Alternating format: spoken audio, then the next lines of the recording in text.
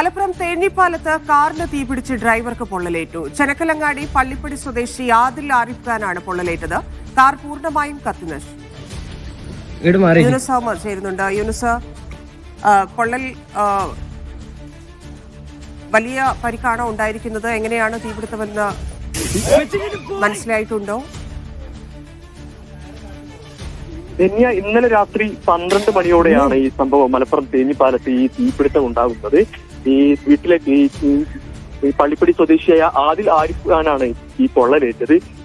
ഇയാളുടെ വീട്ടിലേക്ക് തിരിച്ചു പോവുകയാണ്. ജോലി കഴിഞ്ഞ് ഇയാളെ വീട്ടിലേക്ക് തിരിച്ചു പോവുകയായിരുന്നു. ഈ സമയത്ത് വീടിന് തൊട്ട് സമീപത്ത് വെച്ച് ഈ കാർ ഓഫാകുന്നു. വീണ്ടും കാർ ഓൺ ചെയ്ത സമയത്താണ് ഈ തീപിടുത്തം ഉണ്ടായത് എന്നാണ് നാട്ടുകാർ ബന്ധപ്പെട്ടവരൊക്കെ പറയുന്നത്.